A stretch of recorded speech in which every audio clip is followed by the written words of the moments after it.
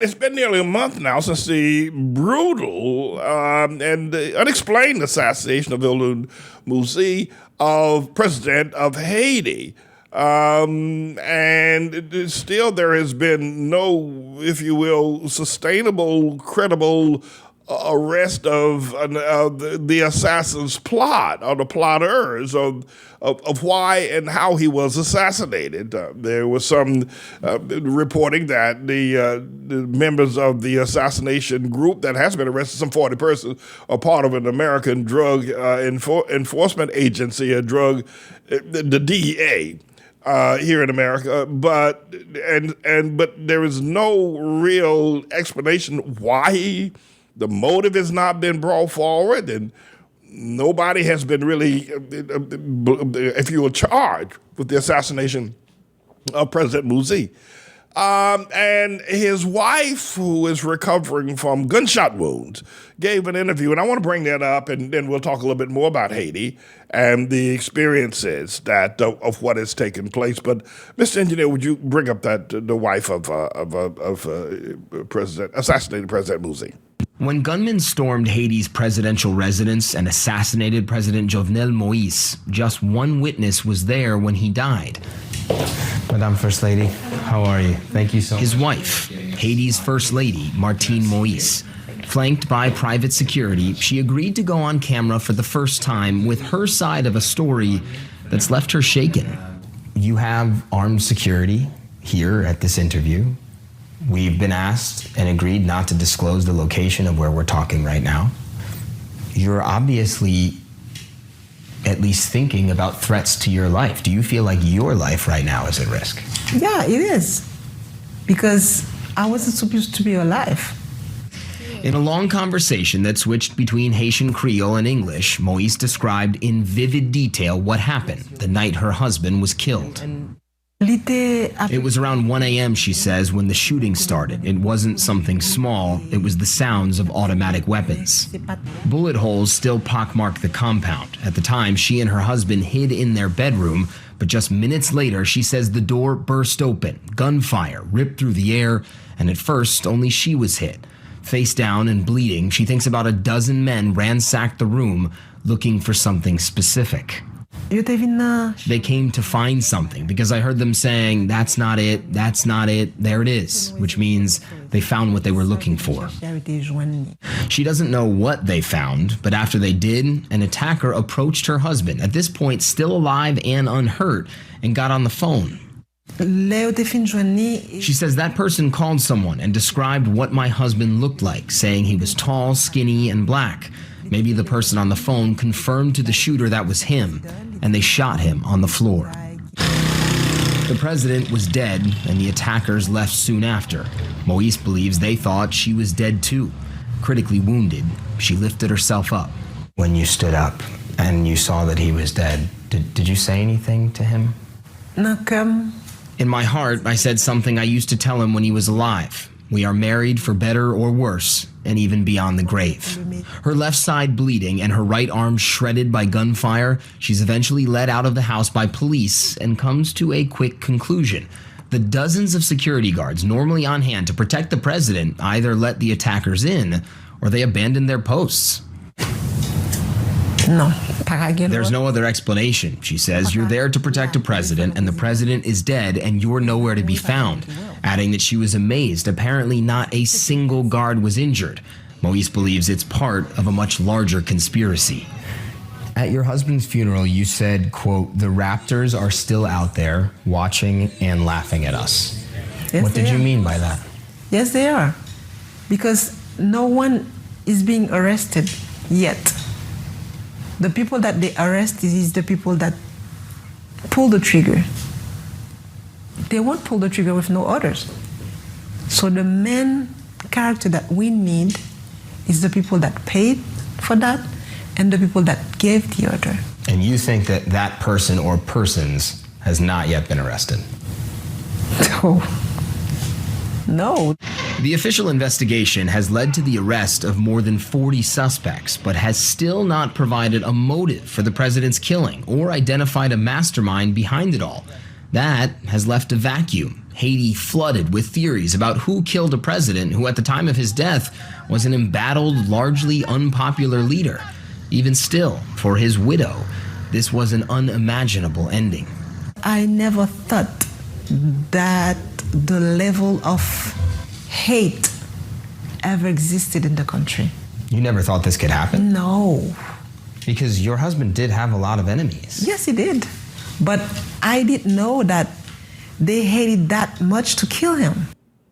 I've heard a lot of people respond about their travels to Haiti, and I have to tell you that if you ever go there, you're going to love the place. And I'm going to come back to that in just a moment. Martine Moïse, who is the wife, now the late President Moïse, pardon me.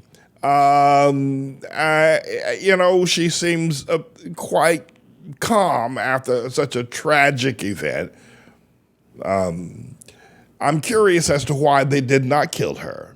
As an investigator, I would be curious as to when people assassinate the president of a nation and they've been able to get their way into the president's bedroom without a shot being fired by any security forces. The security forces all walked away and allowed these assassins into his house and then into his bedroom, but she was only wounded in the arm. I'm curious as to why and it could be that they want to further use her for hostage purposes or for negotiating purposes. I am not sure about that. I do think this, that the reason for this assassination is probably if it's ever revealed, it's probably going to shock all of us. I've been to Haiti. I'll tell you this. I've been to some of the capitals of the world, and if you ever go to Haiti, you're gonna love it. You're gonna love going there. You're gonna love being there. It is a poor country. It is the poorest country in the Western Hemisphere. You talk about places like Peru, like Colombia, the drug cartels there, but Guyana and South America, or some of the other island nations in the Western Hemisphere, and Haiti beats them all as being a place of absolute poverty rather. I had planned some time ago to take a group of our students and some of our missionaries down to Haiti to spend a month in Haiti. I was there 2 years ago. And it had been my plan to take them to spend a month in Haiti to develop using Haiti as a national, if you will, nationalize, if you will, and the first free nation of slaves led by the great and noble work there by those who wanted to throw off slavery. And that ATLAH in Haiti would align to some degrees, and that we would also learn some of the business skills that I find very acute in Haiti. That was 2 years ago that we made those plans, and those plans will probably still fulfill. I think it would be a great experience for our high school students to spend a month sleeping in some of the houses, sleeping on pallets rather than sleeping in beds, and not having running water and not having access to toilets. I think it would be great for our students to spend a month there in Haiti. But I have to tell you, there is just something about the rhythm of that place. A lot of people say that New Orleans or Louisiana is the jazz capital of the world. And, there's just something about that region that produces some of the extraordinary music. The first time I went to New Orleans, and I like to send some out. We got a group called Give It Up. They need to go to New Orleans and just walk around for a week down there watching. You got 7-year-old boys down there that can play a saxophone that will make any seasoned saxophone, Cannonball Adderley, stand up or play a guitar or can sing and dance, and they just do it on the street. I've never seen anything like that, of the talents of the young people in New Orleans, Louisiana. Haiti is a special place. It just is. And Toussaint Louverture gave his life to set Haiti free from Napoleon. He fought Napoleon, for crying out loud. Having said all that, I just want to stick that in about my experiences in Haiti and my plans, and I do plan to send our students there for a month to let them live in the hills of Haiti, let them understand something about the process. Yeah, when I was there, I did a lot of photographing, just the rhythm and the spirits of the people. I met with one of the local pastors at one of the orphans that were there. And the courage, even though people are poor, they're not impoverished. Even though they don't have the world's, if you will, wealth and access, they have a sense of self-confidence that it's just fascinating. I want to ask you to come up close for just 1 second. And I want to talk to 3-year and older veterans of the Trust in the Lord Hour, the Open Rewards Prayer Meeting, the Manna Report, and the Pulpit of Power, those 4 ministries that we do every week, producing at least 20 different ministries or sermons every week. If you are a 3-year or older veteran, by old I mean 4 years, 5 years, 6 years, 7 years, 10 years, 12 years, older veteran of any of these ministries that we do on a daily basis every week, and you are not a supporter, you've not joined with the ministry to give to pledge your support and your alignment with what we've been teaching. My question is why? You've had 3 years to observe us. You've had 3 years to listen to us on a daily basis, all weekend, all day long, any hour of the day. We're broadcasting. You've had 3 years to watch our various successes. You've 3 years to watch our ups and downs. You've had 3 years to listen to the tenor or the consistency of what we have said, whether we are consistent or whether we're all over the chart in what we do and what we believe. You've had 3 years to watch people around us who have made the commitment to join with our ministry and church and to financially support it. And by the way, I want to give another shout out to Brother Jesse Munoz out there in San Bernardino, along with Goldfinger, who is just extraordinary giver, and others that do extraordinary giving to our ministry. My question is to you, if you are a 3-year veteran or older, why haven't you joined? Why haven't you committed? And I suppose some of the reasons would say, well, Pastor Man, I belong to another church. And why? How could you, after 3 years of hearing me teach about the Sabbath, about righteousness, about the tribulation, and listen to me faithfully as you do, and still go sit up in another pastor's face?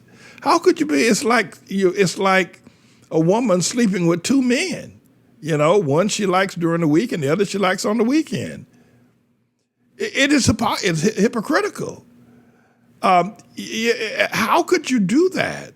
I mean, essentially, you started 3 months ago. I can understand. Well, it may take you some time to evaluate. It may take you some time to look at me, to discover, who I am. You say, well, Pastor, that's not that I don't belong to another church or ministry. I'm with you. But there's some things you say I like, and there's some things you say I don't like. Why? Why is it that you've made a decision that there's some things that you don't like are stronger than the things that you do like? I am not a psychiatrist, but I am an analyst. And I have to tell you, I analyze the world, understanding. The understanding and wisdom tells me this, that if there are things that a person such as myself that I am saying, there is no room to disagree with what I am saying unless your purpose is to find something to disagree with. Let's say, for instance, you say, well, I like the fact that you talk about Obama, but I don't like the fact that you talk about Trump. Let's say, for instance, you're one of those, right? Well, the purpose, it isn't that you just like what I say about Obama, but don't like what I say about Trump. What it is that you are looking for a reason to support Trump. It isn't that you don't like it. It's just that you don't like the fact that I'm saying something about him. It isn't that what I'm saying is wrong. Let me put it that way. It isn't what I'm saying is wrong or indifferent. You know it's right. But you've lived your life, or you've come up, or you've been raised with a doctrine that you can really live in a false reality. That's where you are. You've been raised in a doctrine that you can live in a false reality. That is to say, you can like the truth about Obama, but you don't like the truth about Trump. And it's the same truth. It's the same truth. There's no difference. But because you have been indoctrinated to live in a false reality, you are really a person who needs psychological debriefing. But trust me, there are zillions of people around the world who live that way. There are people who know what I'm saying about Trump or Obama is right. They know it, but they choose to ignore it based on the fact that they find a reality that isn't true, and they've settled in there. Say, well, that's one of the reasons why I've not made a commitment, because, I don't like the fact, I wish you would support what I support. But the truth of the matter is, then why do you come? You've given 3 years or more of your life to listen to me? 3 years of your life to listen to me? And you're not tired of listening to me yet? And you've given 3 years of your life, and over the past 3 years, your life has been greatly upgraded. You've learned, you've been educated, you've been enlightened. And let me say this to you. If you make the commitment, say, well, Pastor, I'm joining with you, and I'm going to support, I'm going to do the tithe and offering, I'm going to do the first fruit, I'm going to keep the Sabbath, your life is going to soar. Now listen to me very carefully, and I'm not going to leave you alone after this. Listen to me very carefully. You come as often as you come over the past 3 years because you're being helped. You're being educated. You're being enlightened, right? Right.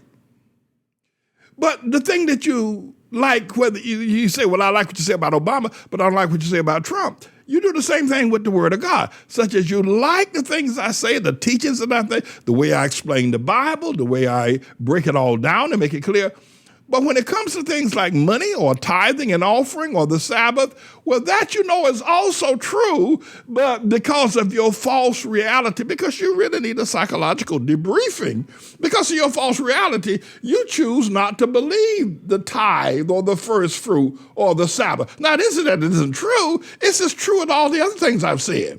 But you live in a false reality where you try to ignore the truth about the tithe, and so you don't do it. But everything else I say is good to go. Everything I ever say is good to go, good enough to share with your friends. It makes you laugh. It educates you. It enlightens you. But the tithe, well, and the full commitment to the ministry, well, the first fruit offerings, well, the Sabbath, that's all true as well. But you have chosen, and you've been raised and indoctrinated to have a dual reality, which is dangerous. Jesus said this, and I'll leave you. He said, I would rather you be the hot or cold, but not lukewarm. You're lukewarm. You have a dual reality. He said, if you're lukewarm, I'll spit you out of my mouth. I would rather you be completely stomped down against Pastor Manning, trying to take him down. Be fully against him. Be against him with all of your strength. Or be fully for him with all of your strength. But don't be in the middle, somewhere lukewarm. You're better than to be spit out of the mouth of Jesus if you're lukewarm. So what's it going to be?